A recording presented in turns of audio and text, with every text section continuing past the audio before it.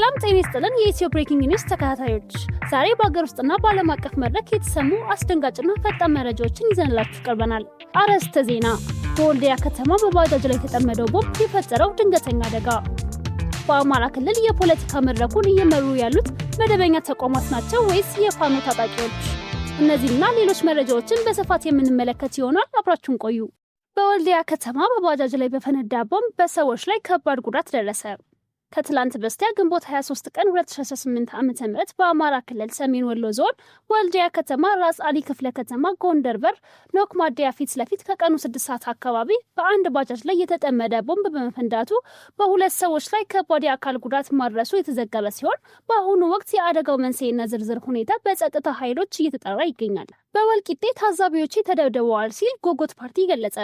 የኢትዮጵያ ብሔራዊ ምርጫ ቦርድ 7ኛውን አጠቃላይ ምርጫ እያካሄደ ባለበት ወቅት የጎጎት ፓርቲ በማዕከላዊ ኢትዮጵያ ወልቂጤ ምርጫ ጣቢያ ታዛቢዎቹ ተደብድበው እንዲወጡ መደረጉን፣ የኮሮጆ ወረቀቶች በፌስታል መበተናቸውንና ሞተር ሳይክላቸው እንደተነጠቀ በመግለጽ ምርጫው እንዲቆም የተጠየቀ ቢሆንም የማዕከላዊ ኢትዮጵያ ክልል ዋና የምርጫ አስተባባሪ አቶ ነጋሽ ግን ወደ ቦታው አስተባባሪዎችን ልኮ ባደረጉት ማጣራት ምንም አይነት ድብደባ እንዳልተፈጸመና ክሱ ፍጹም ከእውነት የራቀ መሆኑን ለሪፖርተር በሰጡት ምላሽ አስተባብለዋል።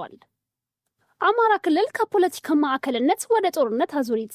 በአማራ ክልል ባለው ቀጣይነት ያለው የግጭትና የአስቸኳይ ጊዜ አዋጅ ምክንያት የመደበኛ ተቃዋሚ ፓርቲዎች ተቋማዊ ቁመና እየተዳከመ መምጣቱን የገለጸ ሲሆን በአንጻሩ ከዋና ዋና ከተሞች ውጪ ባሉ አካባቢዎች በፌዴራል ኃይሎችና በፋኖ ታጣቂዎች መካከል በሚደረጉ ተከታታይ ግጭቶች ምክንያት የፋኖ ኃይሎች የፖለቲካ ተጽዕኖ እያደረገ መምጣቱንና ይህ ግጭት በሰላም ድርድር ካልተቋጨ የምርጫው መከናወን ብቻውን ሀገራዊ መረጋጋት ለማምጣት እጅግ ፈታኝ እንደሚሆን አመልክቷል። ኩዌት የኢራንን የሚሳኤልና የድሮን ጥቃቶች አከሸፈች።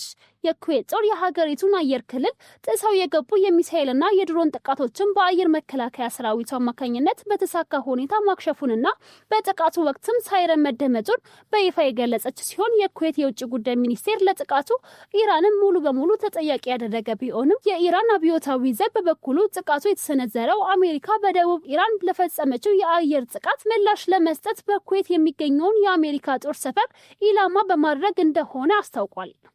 የሱዳን ጀነራል ዳጋሎ ወይም ሄሜቲ ራሳቸውን የቻሉ አቻ መንግስት ሊመሰረቱ ነው።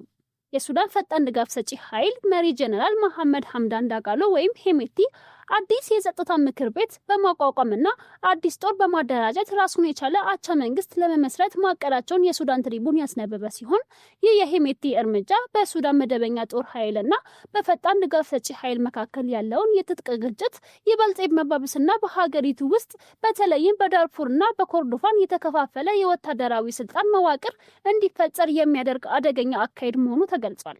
የኢራን ፕሬዝዳንት ማሱድ ፔዜሽኪያን የስራ መልቀቂያ ደብዳቤ አስገቡ። የኢራኑ ፕሬዝዳንት ማሱድ ፔዜሽኪያን እሳቸውና አስተዳደራቸው በሀገሪቱ ዋና ዋና የውሳኔ አሰጣጥ ሂደት ውስጥ ሙሉ በሙሉ መገለላቸውና በዚህም ምክንያት በኢስላማዊ አብዮታዊ ጥበቃ ጦር ውስጥ ያሉ ጽንፈኛ እንጃዎች የሀገሪቱ ቁልፍ ጉዳዮች እንዲቆጣጠሩ እድል በመፍጠሩ በእንዲህ ያለ አስቸጋሪ ሁኔታ ውስጥ መንግስትን መምራት እንደማይቻል በመግለጽ ለሀገሪቱ የበላይ ጽህፈት ቤት ይፋዊ የስራ መልቀቂያ ደብዳቤ ማስገባታቸውን ለጉዳዩ ቅርብ የሆኑ ምንጭ ለኢራን ኢንተርናሽናል ገልጸዋል። ተመልካቾቻችን ለዛሬ ይዘንላችሁ የቀረብናቸው መረጃዎች እነዚህን ይመስሉ ነበር።